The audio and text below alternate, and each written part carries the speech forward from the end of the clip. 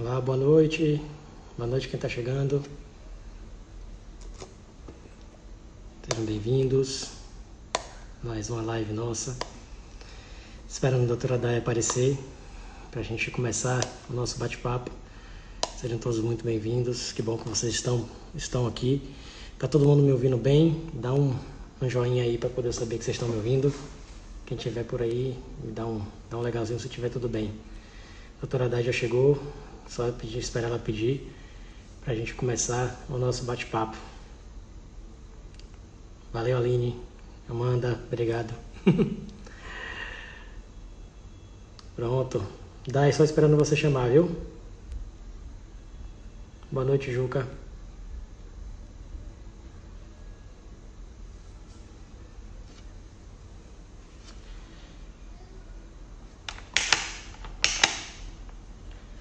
Dai, é só você pedir para poder te começar. Você que tem que solicitar.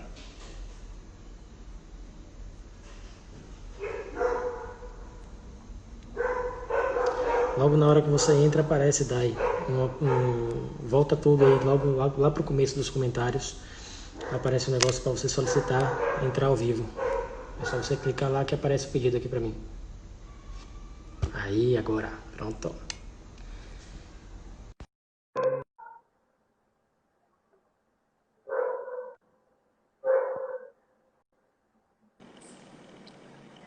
Pronto, agora sim. Entrei. Tava só Você conectando. entrou, mas eu Entrei. sumi. Oi, gente. Você tá me vendo? Não, não tô te vendo. Agora. Aê, tô Por 100%. algum motivo ele voltou para Pronto. a câmera traseira. Bem-vinda, Dai. Obrigado por ter Obrigada. aceitado o meu convite para estar aqui comigo, para a gente conversar sobre esse assunto tão constante na nossa vida enquanto pediatras e na sua vida enquanto gastropediatra, talvez até mais constante do que na minha, tá? Que é a constipação, certo? Na infância, e como a gente pode abordar isso, como a gente pode identificar e tratar isso. Certo? Eu só botar um cafezinho aqui para mim, que eu chamei todo mundo para tomar um café, então tem que ter um café, né? Na Pessoal que está verdade, chegando ali. Pode falar. na verdade, eu que agradeço o convite, né? Fico muito lisonjeada de ser chamada por você. E eu acho que, assim, a gente tem que falar bastante abertamente desse tema mesmo, né? Porque, na maioria das vezes, é muito subnotificado. Por isso que tanto que você falou, vamos falar no termo de gastro, eu falei logo constipação. Por Foi quê? verdade. Na maioria das, né? Na maioria das vezes, você chega no consultório, a queixa nunca é constipação. E a gente sai de lá do consultório de gastro, né? Com, além do diagnóstico inicial, que seria, na maioria das vezes, ou um APLV, ou intolerância à lactose, aí a gente acaba acrescentando sempre uma constipação, um erro alimentar, né? Associado ao quadro. Mas por isso que Verdade. é realmente importante a gente estar falando disso mesmo. Deixa eu só colocar um comentário fixo aqui para o pessoal saber do que a gente vai conversar. Pode ajudar. Cadê, gente? A gente está tendo atraso. Pronto. Deixa eu fixar esse comentário. Fixar comentário. Pronto, tá aí. Vamos lá. Eu tinha falado, eu e Dai, a gente combinou de talvez eu desativar os comentários, certo? Para poder não ficar esse monte de letrinha na cara dela aqui enquanto a gente está conversando e a gente conseguir conversar com todo mundo visualizando. Eu vou abrir uma caixinha de perguntas aqui e todo mundo que quiser fazer algum comentário, fazer alguma pergunta, pode clicar na caixinha, fazer a pergunta que a gente vai respondendo no final. No final a gente vai ter um momento só para a gente responder as perguntas de vocês. Tá? Então eu vou desativar os comentários, vai desaparecer e eu vou deixar a caixinha de perguntas para vocês. Pronto. Eu acho que se clicar no botãozinho de perguntas aí é só perguntar, gente, tá certo? E daí, vamos lá. Para a gente começar a conversa, para a gente começar a falar sobre constipação, o que é que define a constipação? Para os pais e mães que estão assistindo a gente e que não sabem como é essa definição, o que é que a gente pode chamar de fato de constipação na pediatria, na gastropediatria? Então, na verdade, eu vou falar de forma geral, né? Constipação, para a gente, para o pediatra, para o gastroenterologista pediátrico, são, na verdade, aquelas evacuações que são dolorosas ou que o pai e a mãe percebem que a criança tem dificuldade para evacuar.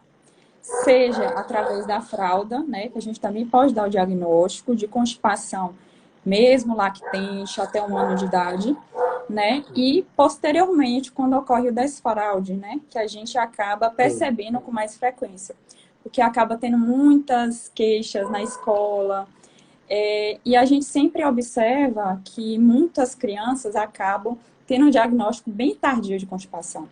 Então, era aquele problema inicial que acaba virando uma complicação. Que muitas vezes, na verdade, a gente acaba chegando no nosso consultório, por exemplo, com uma complicação. Não chega com aquela queixa inicial de constipação, que tem dificuldade de ir no banheiro, entendeu? Então, chega muitas vezes com escape fecal, aquela criança que acaba fazendo cocô sem perceber na cueca, na calcinha, né? E acaba gerando todo um transtorno, né, psicológico para a criança, para o adolescente. Você pode observar que, na maioria das vezes, aquelas crianças que chegam no consultório com a queixa de constipação são aquelas crianças mais tímidas, mais retraídas. Eu não sei se você já teve a oportunidade de ver a criança na primeira consulta e no retorno. É completamente diferente. Quando você ajuda a criança, a família, a mãe, ela vem para o retorno de outra forma, outros olhos. Parece que você tira com a mão, na verdade. Então, eu acho que a gente... não, é verdade. Eu acho que a gente tem que enfatizar bastante isso. Na verdade, tem que investigar, tem que começar desde cedo mesmo. Não tem jeito. Tá. E a gente, um dos grandes desafios da pediatria, eu comecei a ter isso sobre isso com o Edgar na última live, é que a gente tem uma faixa muito ampla de idade e que cada faixa etária as coisas se apresentam de uma forma. Então, uma queixa muito comum que eu recebo, tanto em consultório quanto aqui pelo Instagram mesmo, dúvidas do pessoal, é em relação à constipação no lactente, certo? Principalmente no lactente em amamentação exclusiva. E como é que a gente consegue definir o que é constipação no lactente que está em amamentação exclusiva e o que é aquele ritmo fisiológico normal do bebê que pode ficar muitos dias sem defecar por conta da alimentação exclusiva com leite materno, sua biodisponibilidade muito alta, alta taxa de água e pouca coisa para poder formar bolo fecal. O que é que a gente pode definir como constipação no lactente, na alimentação exclusiva? Essa é uma pergunta extremamente interessante. Por exemplo, a criança que ela está em aleitamento materno exclusivo, ela tem um hábito intestinal que pode variar. Então, é aquela coisa que a gente fala, a pseudoconstipação do lactente, né? Que ele pode evacuar, ficar até 3 dias sem evacuar. Mas você vai avaliar ele está em estado geral bom, abdômen está livre, né? Você palpa a barriguinha dele e ele está bem flácido, está bem corado, está ativo, reativo, ele mama bem, pega bem, entendeu? Então, para a gente, tudo isso é muito importante. E para a gente ver que a grande maioria dos casos de constipação funcional que a gente fala, que não tem uma causa, digamos, que a gente possa excluir alguma doença, começa normalmente a partir da alimentação complementar. Então, aí que a gente tem que enfatizar. A gente vai coletar na nossa história justamente isso. Quando foi que começou a ter a constipação de fato, entendeu? Quando a mãe ou o pai percebeu alguma mudança. Então, para a mãe e o pai é muito nítido. Você fala, quando foi que mudou alguma coisa na rotina, mudou alguma coisa na alimentação? O que foi que você fez de diferente, né? Tem algumas crianças também que você pode ter algum distúrbio psicológico associado, que você tem que investigar, tudo isso. Tem que investigar a rotina da família. Mas vale lembrar de alerta mesmo para os pais, que em aleitamento materno exclusivo, até os 6 meses, bonitinho, criança estando bem, estado geral bom, é a pseudoconstipação no lactente. Depois que a gente vai acabar tendo que investigar. Mas é claro que tem aqueles sinais de alarme também, né, que a gente fala. Por exemplo, aquele bebê que não fez cocô em até 48 horas, vômitos em grande quantidade, aí a gente vai examinar o bebê, tem alguma alteração no exame físico, o ânus não está perfurado, essas coisas também a gente tem que descartar, né? Claro, não tem como tirar. Deu para Você dar estava uma falando entendida? daquele bebê do recém-nascido mesmo, nas primeiras 48 horas. Mas aí Isso. a pergunta de US$ 1 milhão agora. Quanto tempo um bebê em aleitamento exclusivo pode ficar sem defecar e isso ser considerado normal?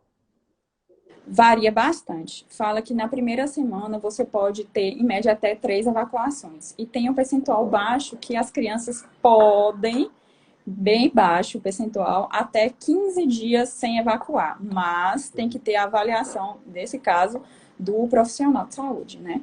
Porque a grande Uma, maioria, em até uma semana, ele vai evacuar. uhum.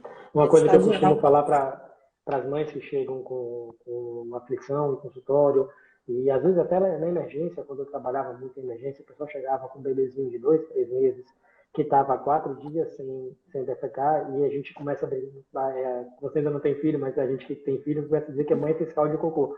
Certo? Se o bebê não faz todo dia, não tem aquele ritmo certinho, ela já começa a ficar um pouco agoniada. E às vezes o bebê chegava com 3, 4 dias sem injeções, e em aleitamento materno exclusivo, em bom estado geral, ativo, brincando, sem nada demais. E a pergunta que eu sempre costumava fazer é, mãe, quando ele fica 3, 4 dias, 5 dias sem fazer, como é que sai? Como é que sai a fezes dele? Sai molinho, sai no mesmo padrão de sempre? Ou é ressecado? Porque se tiver ressecado, alguma coisa errada tem. Um bebê de leite materno não vai fazer fezes formadas, duras, ressecadas. Certo? Vai ser sempre aquelas fezezinhas pastosas. Quem é pai e mãe, quem conhece o ritmo intestinal do bebê, sabe como é. Então, se ele não faz esforço para conseguir fazer, e se as fezes estão em consistência e aparência normais, então provavelmente é a pseudo-constipação do lactente, como você falou. Estou errado nessa orientação, é isso Não, tá mesmo? certíssimo. Esse padrão das evacuações também é muito importante, foi bom você ter lembrado. Principalmente são fezes normalmente mais amolecidas, né, de consistência mais pastosa, não são aquele caráter mais muito endurecido também. E já entrando um pouquinho, a gente também tem que observar também com relação à cor, né, das fezes do Uhum. bebê também. Sim. E não, a gente está entrando em outro tema, né? Mas na verdade Uhum. a mãe tem que ficar sempre de olho, né? Naquelas fezes que são ou amarelas, claros, né? Branca, esbranquiçada, ou sangue no cocô, que também não é normal. Fora Uhum. isso, aqueles tons todos a gente pode obter, na verdade, né? Que varia de acordo com o aleitamento materno ou se a criança está usando fórmula ou não, né? Certo. E aí, partindo para as crianças um pouco maiores, quando já entram em introdução alimentar e já tem um padrão diferente de alimentação, já tem outras coisas que a gente acrescenta, quais são os principais características, assim, o que é que a gente pode usar para definir nas crianças maiores a constipação?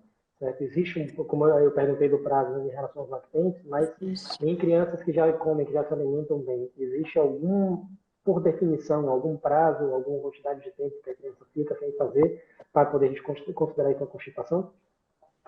Na verdade, a gente tem que definir primeiro constipação, que a gente fala. Vale lembrar que a grande maioria das constipações são de caráter funcional, que a gente fala na sua grande maioria. Ou seja, aquela criança que começou a aprender o cocô, tem aquele comportamento retentivo e acaba prolongando isso, certo? Porque tem um percentual mínimo, mas que a gente tem que descartar, que na verdade está relacionado com causas orgânicas, que seriam, por exemplo, outras doenças, né? Que, por exemplo, a gente chega a um paciente que tem hipotireoidismo, diabetes, a gente tem que descartar isso também. Baseando-se no fato do caráter funcional da constipação, a gente separa em dois grandes grupos, até os 4 anos e depois dos 4 anos, que é a partir dos 4 anos e os adolescentes. O que caracteriza, na verdade, são os critérios que a gente fala, os critérios de Roma, que variam desde 2 ou menos constipações no período de um mês, por semana no período de um mês, aquele comportamento mais retentivo, que você faz o exame físico, você observa uma massa fecal no reto, né? Isso são características que ajudam a gente a dar o caráter de constipação, certo? Mas vale lembrar também que são vários outros sinais e sintomas que falam para o médico ajudar e nortear a favor do caráter funcional, né? A criança ela tem que estar em estado geral bom, ela tem que estar aquele crescendo, desenvolvendo adequadamente. Se você ver algum sinal de alerta, aí já não fala para a gente a favor desse caráter mais funcional, né? A gente vai ter que descartar as causas orgânicas por si só. Deu para entender? Entendi. E aí, para os pais e mães, quando a gente começa a pensar em observar as crianças e ver as crianças, quando é que o pai ou a mãe pode pensar, quais são os sinais que a criança dá, além de não fazer, de ter um ritmo intestinal diferente, existe algum outro sinal, alguma outra coisa que os pais e as mães podem começar a observar para que possa chamar a atenção da gente, ou seja, além do ritmo intestinal, o que mais chama a atenção na obstipação que os pais podem observar? Eu falo, na verdade, que é todo o comportamento da criança por si. Se você vê aquela criança mais prostadinha, que ela começa a alimentar, depois ela para, ela reclama muito de dor abdominal. Uma queixa bastante frequente com relação à constipação, que a gente sempre tem que descartar, é dor abdominal. Dor abdominal, você logo de cara você tem que pensar em constipação, porque muitas vezes a criança acaba indo para o consultório com uma complicação, entende? Não como o diagnóstico inicial. Então, por exemplo, aquela criança que vomita, que tem sangue nas fezes, que começa a ter medo de ir no banheiro, ela vai dar sinais de que ela não está bem, na verdade. E a gente acaba norteando também com relação à alimentação, né? Que a primeira coisa que a gente faz também é com relação ao inquérito alimentar. Aí, por exemplo, você vê uma família que tem uma alimentação péssima, não tem como a criança ter um hábito, né, fisiológico, não tem como ela ir no banheiro adequadamente, e por si só. E a gente vai acabar tendo que tratar não só a criança, né, como os pais também. E aí é a grande dificuldade da gente, né? Entendi. E aí, já que você tocou no ponto da alimentação, eu acho que a gente pode entrar nessa parte do assunto agora, que também é tema da nossa conversa, e como que a alimentação, de alguma forma, ela pode influenciar tanto positivamente como negativamente, certo? No desenvolvimento da constipação. Quais são os tipos de alimentos que contribuem para uma piora do quadro de constipação? Certo? A gente falou de alimentação desregulada, que a família não tem uma alimentação muito adequada. O que seria essa alimentação adequada, não adequada? O que é que contribui para a constipação? Na verdade, primeiramente, a gente tem que lembrar que uma alimentação, na verdade, tem que ser equilibrada. Então, assim, eu falo que não adianta a gente ter muitas teorias, a gente tem que ensinar na prática. A criança que se alimenta mal, você pode observar que o hábito alimentar dela, da família inteira, ele pode estar errado. Pode estar errado, não estou falando necessariamente que esteja. Mas você vai observar, é aquele pai e mãe que tem um hábito alimentar péssimo, cheio de carboidratos, de enlatados, de refrigerantes, salgadinhos, né, que não tem uma alimentação equilibrada, verde, com fibras, frutas, que não tomam muita água. Entendeu? Então, tudo isso acaba interferindo. Por quê? Porque, na verdade, lá no nosso intestino, a gente precisa que o cocô que forme, tenha bastante de água para ele poder ser eliminado de forma mais fácil pelo intestino. Se a gente não tem uma alimentação que propicia isso, então tudo acaba sendo mais difícil, na verdade, para a gente, né? E então acaba tendo aquele comportamento retentivo que a gente fala. O comportamento retentivo nas crianças é importante a gente falar também, porque muitas crianças acabam precisando de uma ajuda terapêutica mesmo. Uhum. Porque ele vai, né? Vai uma vez no banheiro, sente dor, aí prende. E é claro que a criança, ela quer brincar, ela quer fazer 1 milhão de outras coisas antes de ir no banheiro, né? Ela não quer ir no banheiro. Então, assim, acaba aprendendo, dói, isso gera um ciclo vicioso.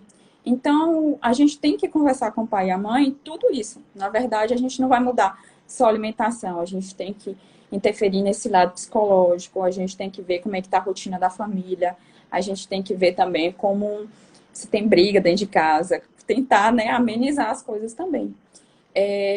Inclusive, acho que muitas vezes a gente acaba esquecendo, Um fator também que a gente tem que descartar da constipação é o abuso sexual, né? Que também é um tema polêmico, mas a gente tem que descartar também, que levam à constipação.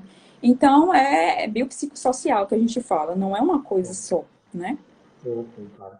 E você tocou num ponto importante que eu sempre percebo isso no consultório, é a ingesta de água. Tá? Um dos grandes fatores causadores que eu vejo num primeiro momento para a constipação é aquela criança que bebe pouca água.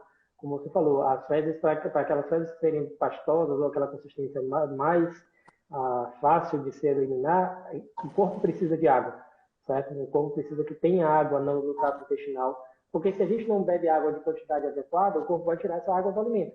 E tirando essa água do alimento, o bolo fecal fica ressecado e isso dificulta o trânsito intestinal. E geralmente, quando eu pergunto, quando eu converso com as mães, até quando as crianças são maiores, que eu converso com a criança, a quantidade de água que essa criança ingere é abaixo do normal para a idade, do esperado para a idade. E às vezes E você consegue corrigir a constipação apenas aumentando a ingesta de água no primeiro momento. agora sim, apenas a ingesta de água. Mas se você não mudar os hábitos alimentares dessa criança, dessa família, então Sim. a gente tem que, né, mudar tudo, na verdade. Desde a ingesta de água, desde o café da manhã, lanche, almoço, janta, tem que ser bastante criterioso, né, nesses quadros mesmo. Né? Desde o começo. E eu falo bem assim, que na verdade, aquela criança que se alimenta bem desde a primeira infância, ela vai se tornar um adulto com uma alimentação extremamente saudável.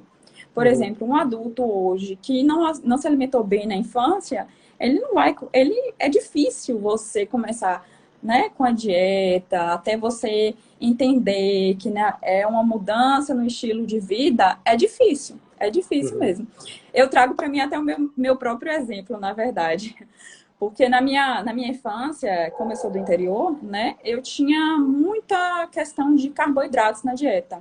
Eu não tinha aquele hábito de proteínas, de frutas, de fibras de forma regular.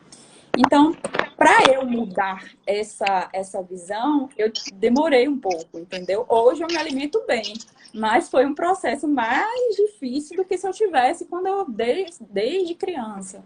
Entendeu? Então, é algo a ser trabalhado. Não é fácil de uma hora para outra, na verdade. Então, vale lembrar, né? Por isso que a gente frisa tanto a Sociedade Brasileira de Pediatria. Vamos alimentar bem frutas e verduras, aquela pirâmide toda certinha, porque é para a vida toda, na verdade, né? Entendi. O pessoal estava dizendo que meu áudio estava um pouco abafado aqui. Melhorou agora?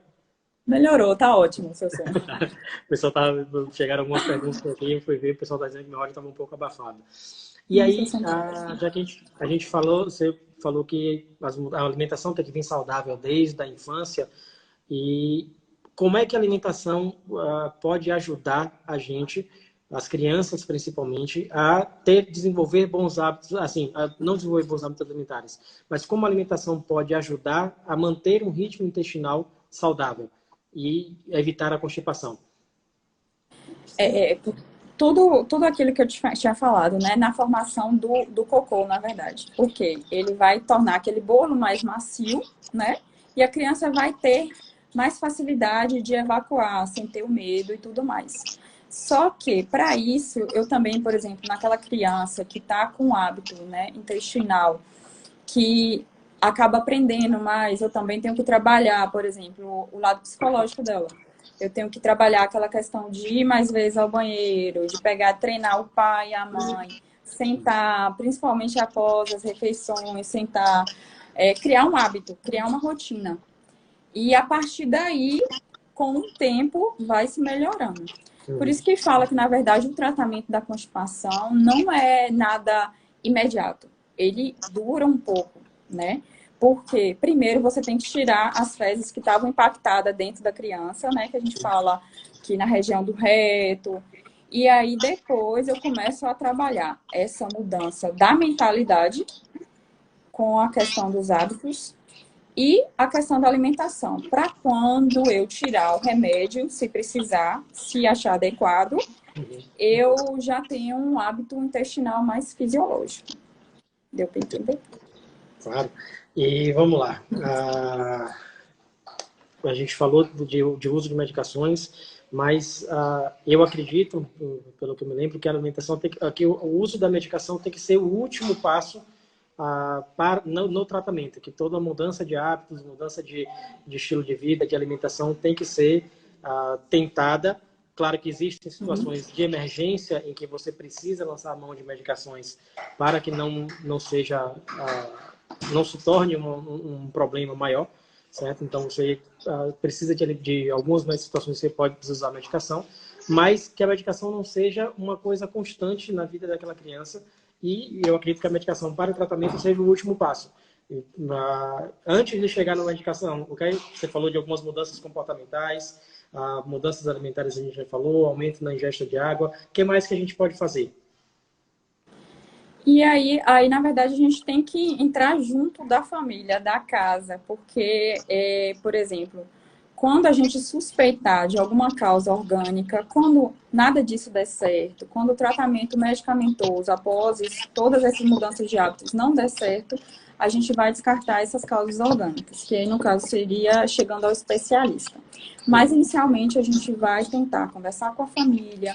Muitas vezes precisamos de um nutricionista, um psicólogo, um bom pediatra, puericulturista, entendeu? Para depois eu ver se realmente a gente...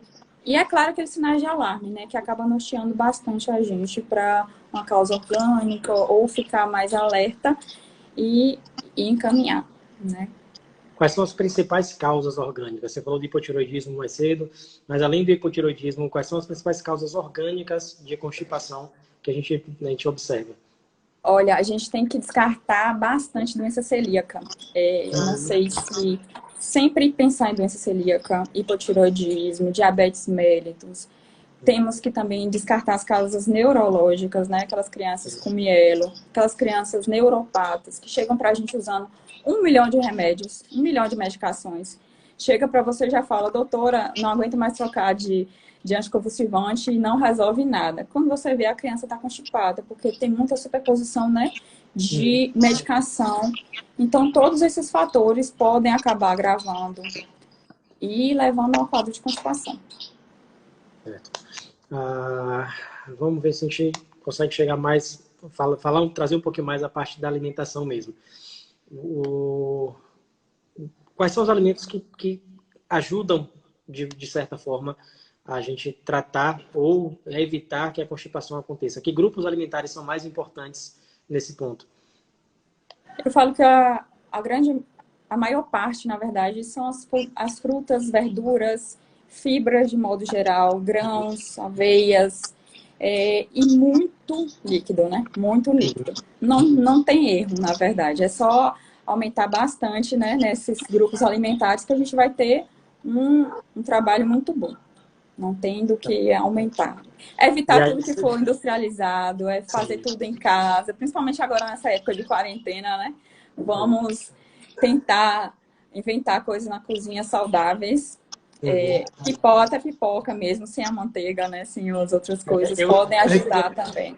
Eu recebi até um comentário naquela foto que eu estava anunciando na live. Teve um pai que falou que usava bastante, porque usou pipoca, que tirava a casquinha do milho para não evitar engasgo, deixava só a parte branca, e que a pipoca ajudou bastante. Realmente essa é uma coisa que eu não conhecia, não sabia dessa propriedade da pipoca de ajudar na constipação.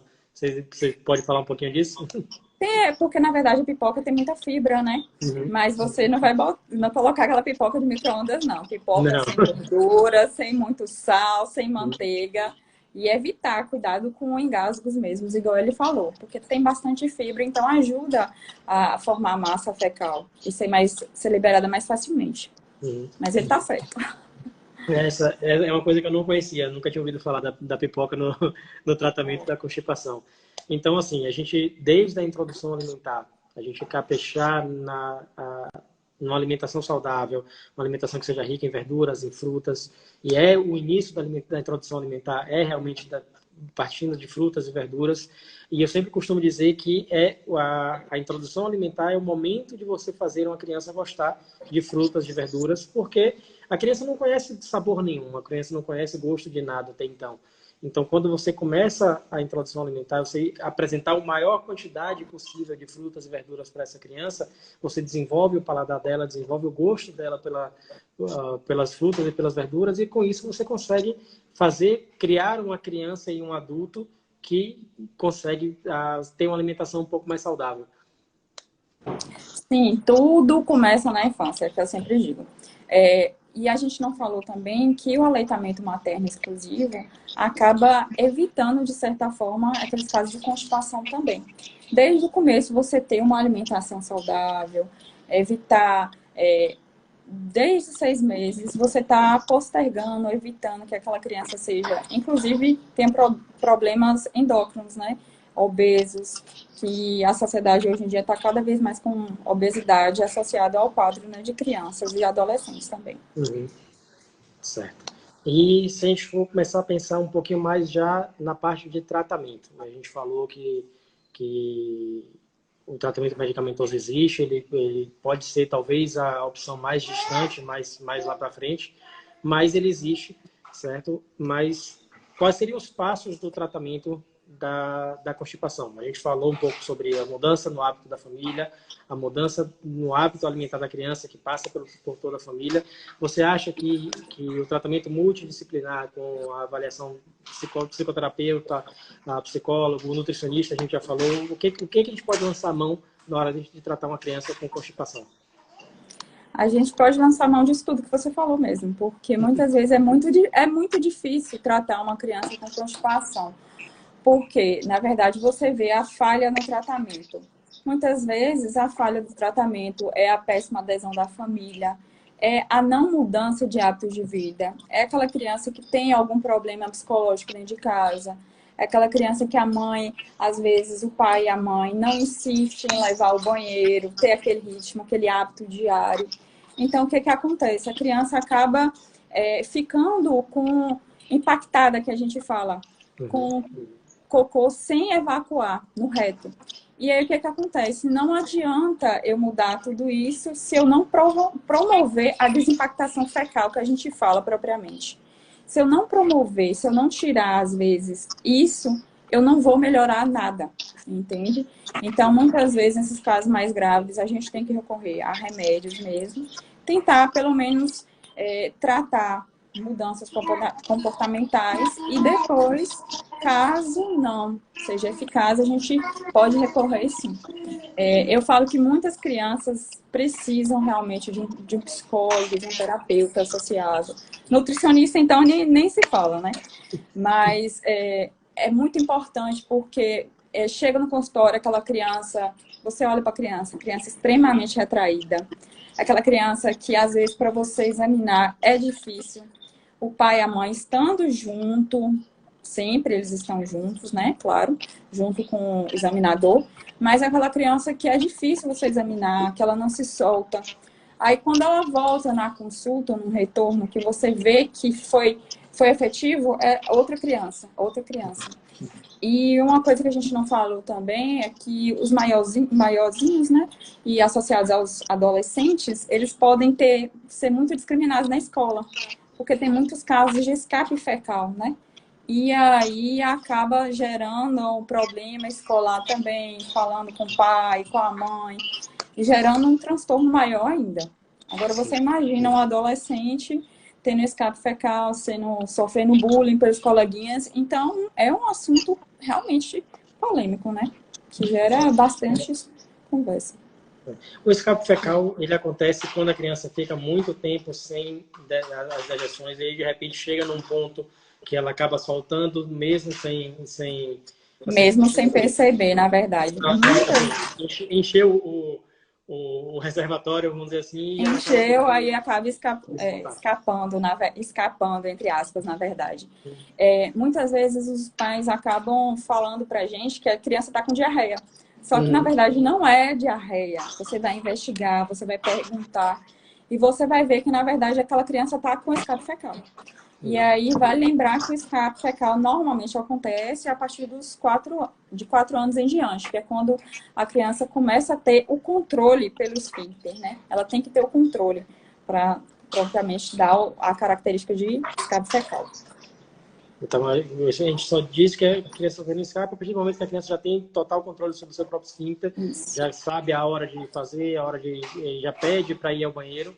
Já E a partir pede, daí, na verdade, né? E a partir daí, quando a criança já tem esse controle, qualquer escape que aconteça, de que, ou seja, um retorno ao que era antes do controle, quando a criança perde esse controle, então seria aquilo que a gente chama de escape fecal.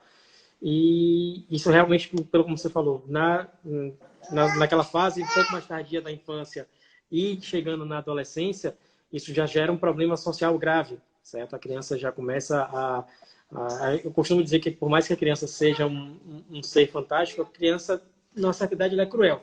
Então, você chega aquela criança de 8, 9 anos, ela tem uma certa crueldade que é da própria, de não ter muito filtro, e ela olha para o outro e ela realmente vai brincar, ela vai zombar, ela vai falar. Não é com maldade, mas é uma crueldade que é natural da criança nessa idade. E isso gera um transtorno em quem está sofrendo essa brincadeira, ou como no interior a gente chamava de mangá, né? Está sendo mangado, entendeu? E isso gera um problema muito grande. Esse termo eu não conheço, não. Fulano tá mangando com fulano. Na verdade, isso é extremamente importante. Eu falo que, na verdade, a criança ela não é maldosa por si só. Ela começa a ter comportamentos repetitivos vistos de alguém ou de outra criança. Você vê, a criança não é maldosa, ela aprendeu aquilo. Ela, por si só, não existe maldade. E na escola, isso é terrível, porque desde a hora do lanche, entrou, você está trabalhando com a criança, que você está tentando mudar isso, mudar a questão do escape fecal, mudar a questão do erro alimentar, que é gigantesco nas escolas.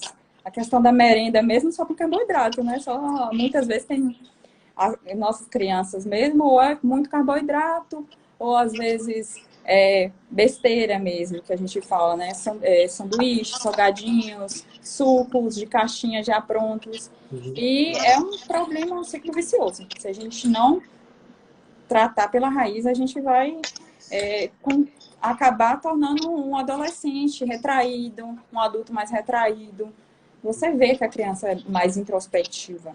Tem algum problema ali, tem alguma coisa que você precisa ajudar.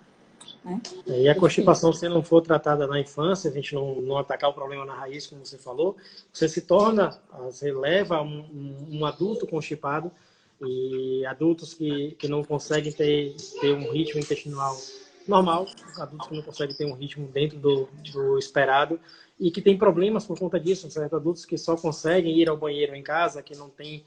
gente que viaja e às vezes passa uma semana viajando, longas viagens, sem ir ao banheiro porque não consegue fazer em outro ambiente que não seja dentro da sua própria casa.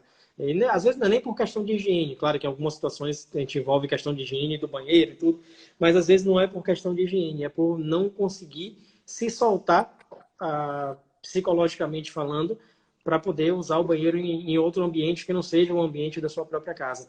E isso a gente precisa atacar já desde a infância. A gente precisa curar essa retração, essa retração psicológica que a gente está falando já desde do momento da infância, porque senão isso perdura para a vida toda.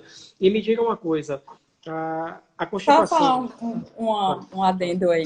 E engraçado é que na faixa etária pediátrica é igual entre meninos e meninas. Agora, quando vai se tornar adultos, normalmente as mulheres elas são mais constipadas, justamente por esses fatores que você disse. Então, mostra, né, que a gente tem que trabalhar igual.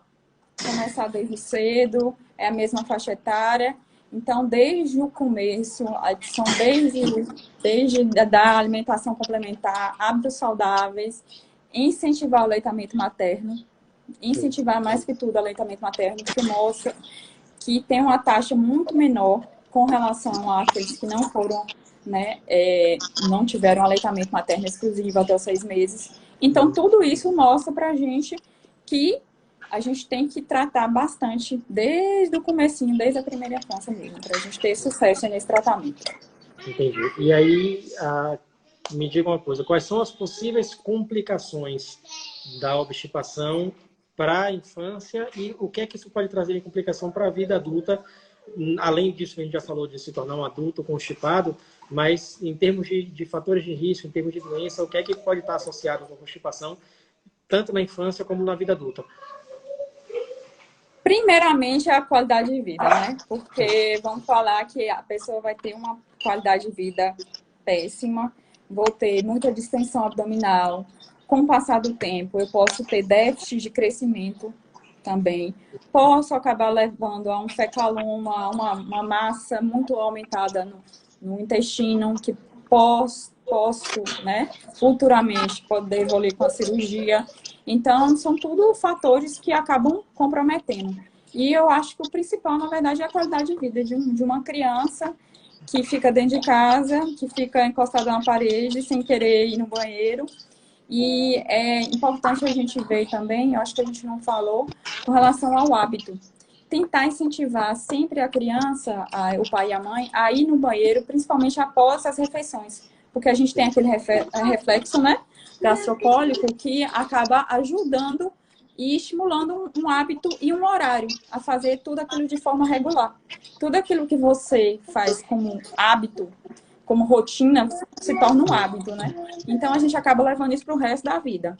É mais difícil a gente... Se você estuda todos os dias, você vai se tornar... Vai ter o hábito, entendeu? Então, a gente age da mesma forma com as crianças. Quem é aí? O pessoal acordou aqui, tava todo mundo dormindo e a gente acordou todo mundo, tô vindo para cá. Deixa eu falar outra coisa. E a rotina, a gente conversou muito sobre rotina na última live, que eu tava falando com o Edgar, e para tudo a criança precisa de rotina, inclusive para ir ao banheiro, entendeu? Com então, certeza. se você cria esse hábito de colocar a criança sempre no mesmo horário, sempre depois da alimentação, estimula a sentar no vaso, estimula a fazer as suas necessidades sempre em horários pré-determinados, você cria uma rotina para o corpo e o corpo responde a essa rotina. Graças a Deus aqui em casa eu nunca tive problema com isso. Os dois têm um ritmo muito, muito tranquilo, têm um ritmo muito fácil. O mais velho, inclusive, é até um pouco acelerado. A gente brincava quando ele estava indo para a escola. Eu comprava a fralda normal. Um reloginho, né? Tem um reloginho dele. Eu usava 2 tipos de fralda, a fralda normal e a fralda barata. A fralda barata eu usava de manhã antes dele ir para a escola, que ele acordava, e antes de ir para a escola ele fazia umas 3 vezes. Assim, da hora que acorda até a hora de ir para a escola. E nessa hora eu trocava a fralda barata, né? Para poder não gastar a fralda mais cara. Depois de ir para a escola, colocava a fralda mais cara. Daqui a 10 minutos ele vai ter que trocar de novo. Então a gente botava a fralda barata para poder gastar nesse momento. Então, mas também isso parte também de uma alimentação que desde a introdução foi bem feita. Eles nunca rejeitaram nenhum tipo de alimento. Eles sempre receberam muitas verduras, muitas frutas. E isso contribuiu bastante para que eles tivessem um ritmo intestinal dentro do esperado para a idade, dentro do normal para a idade. Pelo menos nesse ponto a gente conseguiu fazer as coisas direitinho e não tem problema. É o que você diz, né? Essas meninas sempre foram bom de boca. Então, acho que você, na verdade, então você não tem muitos problemas com relação a isso. Você você criou suas crianças com hábitos. Então, é muito mais fácil para você, aconteceu alguma coisa hoje, ele tá diferente. Então, você identifica logo no começo, entendeu? Aí você chega com a criança que tem um hábito alimentar completamente desregrado e tudo mais, é muito mais difícil para você ver algum problema, identificar, levar o pediatra, levar o gastro. Então, por isso que muitas vezes acaba chegando para a gente tão tardiamente, né? E outra coisa também é com relação aos pais. Às vezes a gente não vê que os pais também são constipados. Então, para eles é normal. A gente não falou disso, mas para eles é normal. Chegar, a criança ficar 4 dias, 7 dias assim no banheiro. Porque o pai e a mãe também ficam. Aí você chega na consulta, você vai tratar a criança, a mãe, o pai, a avó, todo mundo, né? Porque é um tratamento multidisciplinar, envolve a casa inteira. Como é que você vai falar para a criança para alimentar bem se o prato da mãe não é saudável? Então, a criança aprende ela aprende muito mais pelo que ela está vendo você fazendo pelo exemplo do que pelo que você está falando para ela fazer. A criança aprende muito por imitação. Então, assim, se você come bem, ela vai querer comer aquilo que você come. Se você fala para ela comer isso, mas você está comendo aquilo, ela vai querer comer aquilo que você está comendo. Não isso que você está dizendo que é o saudável, vamos dizer assim. Então, a alimentação saudável tem que partir para que a criança tenha uma alimentação saudável, ela precisa ver outras pessoas do seu próprio exemplo comendo de forma saudável, entendeu? Então, precisa ter o exemplo, precisa ter partir da família. Se não parte da família, a gente não consegue mudar a alimentação ou fazer a criança ter uma alimentação saudável. Com certeza, é aquela velha história do hábito, né? Da prática. Muitas vezes a gente fala muito em teoria, mas na prática realmente é diferente. Você lembra muito dos seus pais na infância, pelo que eles foram, pelo que eles são hoje, pela prática, pelo exemplo bom, né? Se a gente falar só pelos exemplos ruins, as práticas erradas, isso não vai ajudar, não vai ajudar a gente. Vamos guardar também, mas só que de forma errada, né? É verdade. Vamos lá, só para a gente fechar, entraram algumas perguntinhas aqui enquanto a gente estava conversando. Deixa eu ver. Karina estava falando aqui que ela queria, enquanto criança, passou por uma situação de tinha bastante medo de fazer cocô. Deixa eu ver que tem mais pergunta dela aqui. Ela colocou várias coisas. Ela falou de desenvolver o hábito de sair com a garrafinha, que precisou, outras pessoas que falaram que precisaram usar supositório de glicerina. E uma perguntinha aqui, vamos lá. Bebê que mama já come alimentos sólidos, deve comer fruta antes de ingerir alimentação? Não entendi exatamente o que é que ela quis dizer com isso. Mas assim, a fruta tem que fazer parte da alimentação da criança. Deixa eu tentar tirar esse negócio daqui da frente. Ai, gente, cadê eu? Aqui, ó. A fruta tem que fazer parte da alimentação da criança, certo? Mas não necessariamente precisa ser antes do alimento, antes da hora que ela vai comer. Isso pode ser em qualquer momento, tá? Ela falou também sobre incentivo. Vamos lá. Precisa partir também da própria escola, a atitude de responsabilidade com a alimentação, de você ter lanches saudáveis, de você ter uma alimentação saudável na escola. Deixa eu tentar tirar essa foto desse negócio da sua frente aqui, que eu não tô conseguindo. É interessante isso, da questão de hábitos e de lanches saudáveis na escola, mas eu ainda acredito que tem que começar dentro de casa, sabe? Porque, assim, é difícil você educar todo mundo. Comece educando pelo que você pode, na verdade. Porque isso aí vai demandar sempre esperar pelo outro. Tente fazer o seu pouquinho dentro de casa, orientando sua criança. Aquela criança mesmo que é filha de uma mãe mais taxativa, nutricionista, ela pode olhar o lanchinho do coleguinha, ela não vai ter um pingo de vontade de comer, né? Aquela criança que sempre teve alimentos saudáveis em casa, que tem um horário, por exemplo, para comer determinada coisa que não é saudável. Ela vai olhar para aquilo e vai continuar a vida dela, comendo um lanchinho dela saudável da mesma forma. Então, eu acho que as atitudes dependem muito da gente dentro de casa, ensinando bastante nossos filhos, nossos sobrinhos ou o que for, porque somos espelhos, né? Somos espelhos e a gente não tem mais o que falar sobre isso, né? E outra coisa, falou da alimentação complementar também, não sei se ficou enfático, mas a questão da gente, o aleitamento materno exclusivo até os 6 meses mesmo. E aí depois a gente vai pensar em introduzir alimentação complementar para as crianças. Vale lembrar que não só previne a constipação, como, né, 1 milhão de outras doenças e tudo, desenvolvimento, crescimento da criança e tudo aquilo que a gente já falou anteriormente, né? Entendi. Eu abri aqui um pouquinho, de repente, mas o pessoal acho que ficou um pouco mais Falou de alimentação complementar, né? A Yasmin estava falando que o bebê dela tem 9 meses e ela tenta não adicionar açúcar em nada. Não deve adicionar açúcar em nada. Gente, açúcar não, pelo amor de Deus.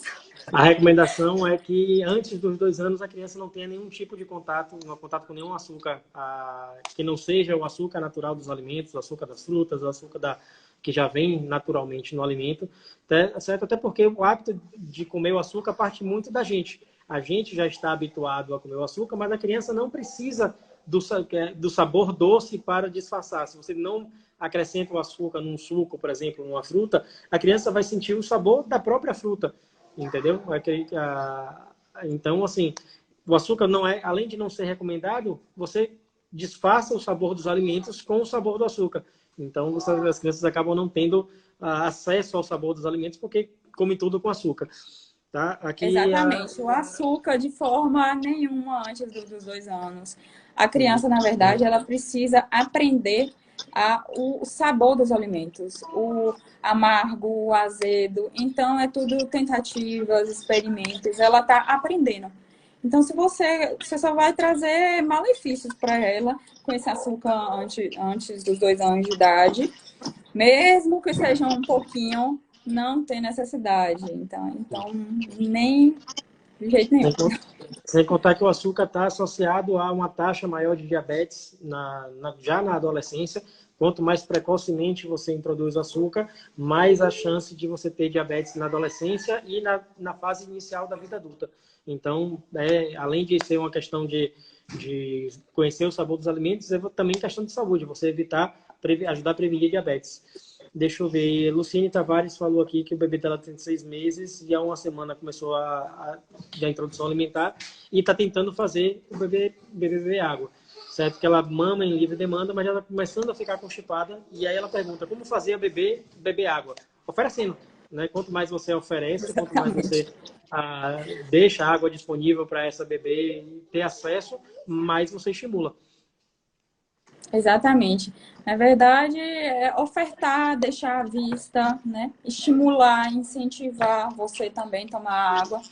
E eu vejo que um erro também muito grande é com relação à água de coco, que muitas vezes tem essa dúvida, não sei se você já chegou no consultório da água de coco, mas é evitar também a água de coco, porque ela tem um sabor mais adocicado. E aí a criança pode acabar preferindo a água de coco do que a água natural mesmo. E você e aí tem acaba que estimular. Exatamente. Exatamente mesmo. E acaba gerando problema, né? Certo, vamos lá. Tenho mais uma pergunta aqui da Clarissa, que a filha dela sempre comeu bem e de uma hora para outra começou a negar frutas e legumes. Deve estar entrando naquela fase um pouquinho de seletividade, dos 2, 3 anos, certo? Tem fruta em todo lugar e para estimular não adianta. E agora ela fica uns 3 dias sem fazer e chora bastante. E aí como é que a gente pode seletividade alimentar é assunto para uma live inteira depois, né? É um assunto para umas 3 lives, na fazer uma verdade, outra live porque depois só é sobre muito seletividade assunto. é um problema grande. Mas o que é que Mas a gente assim, pode ajudar ela?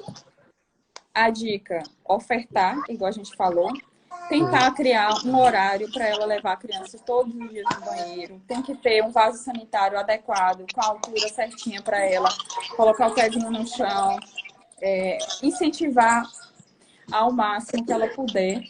E tem que ver, na verdade, como é que se ela tem algum outro sintoma. Se é só constipação, se está crescendo adequadamente, se está com uma boa altura, bom peso, se a barriguinha fica muito grande, muito distendida, se tem vômito, se tem qualquer outro sinal e sintoma que ela observou também na criança, entendeu? Não é só a constipação. Então, a gente vai mudar tudo isso. A gente tem que ver tudo isso. Se tem na família alguém que tem hipotiroidismo, diabetes, para a gente já investigar na criança. Entendeu? Então, se a criança é saudável, mudou de uma hora para outra, vamos incentivar nessa alimentação, hábitos saudáveis, tentar criar uma rotina para a criança, para a gente tentar mudar, né? Certo. Karina falando aqui que não oferece água não sei se ela está falando da introdução alimentar, porque o próprio leite materno já tem. Mas a partir do momento que você começa a introdução alimentar, que você saiu do aleitamento materno exclusivo, você já precisa começar a oferecer água sim, certo? Durante o aleitamento materno realmente não tem necessidade. O próprio leite materno garante toda a quantidade de água que a criança precisa. Mas a partir do momento que você introduz outros alimentos e você começa a introdução alimentar, você precisa sim começar a oferta de água, até para criar o hábito na criança de beber água de forma regular.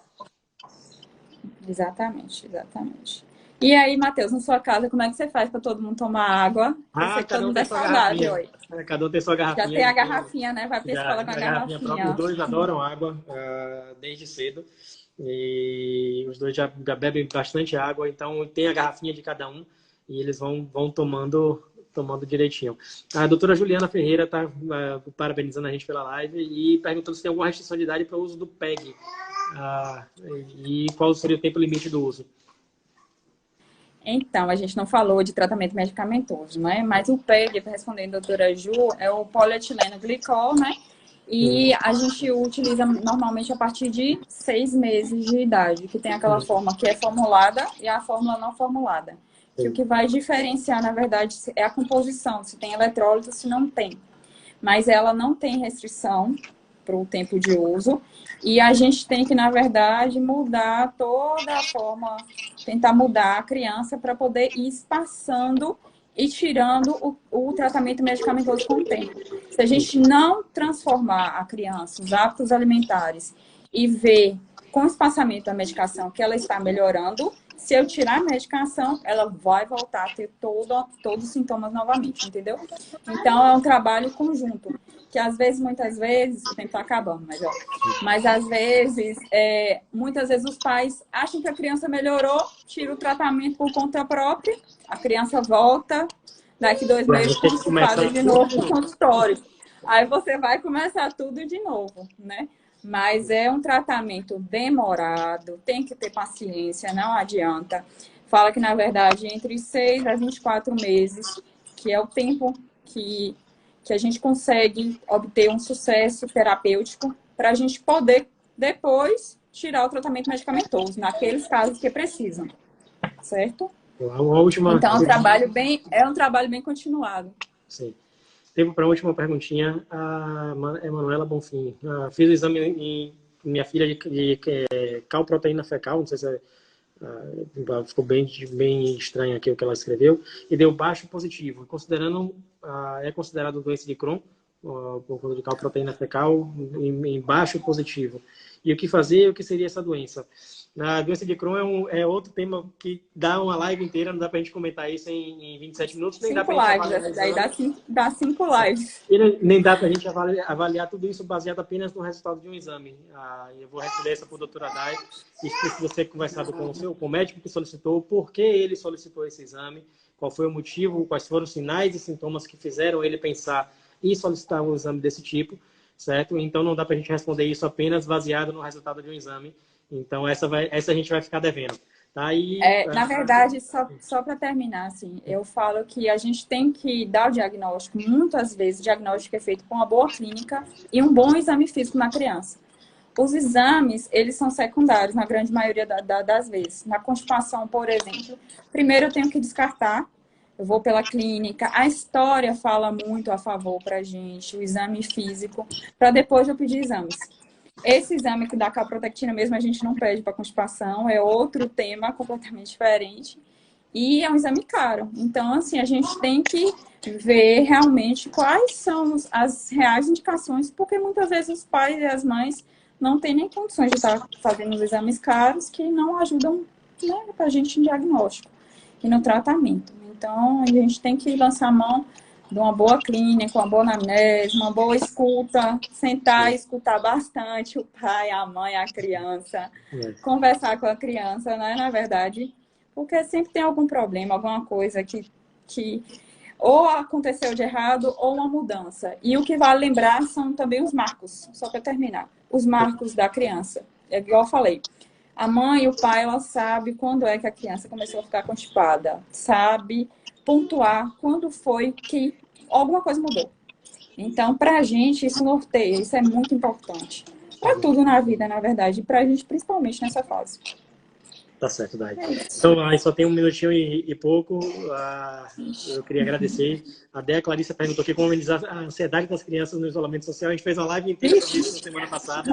Foi o tema da última live. Então, procura o perfil do Edgar Araújo Infantilmente, que foi meu parceiro na última live. Ele tem um monte de dicas sobre como amenizar a ansiedade das crianças. Agradecer você, Dai, mais uma vez pela disponibilidade, pela presença, por trazer conhecimento aqui pra gente. E pessoal, vamos só fazer uma... Pra galera que estiver assistindo aí, quiser dar um print para poder a gente colocar, vou te desativar os comentários aqui. Não é? Aí tira uma foto legal da gente e depois pode colocar lá nos stories, e só pra gente marcar a gente, que a gente vai gostar muito. Tá certo? Vamos lá. Não, e eu gostaria de agradecer o convite, né? Porque eu, na verdade, sou super suspeita para falar desse tema. Não só esse, mas todos de gastro, né? Gastro e hepato.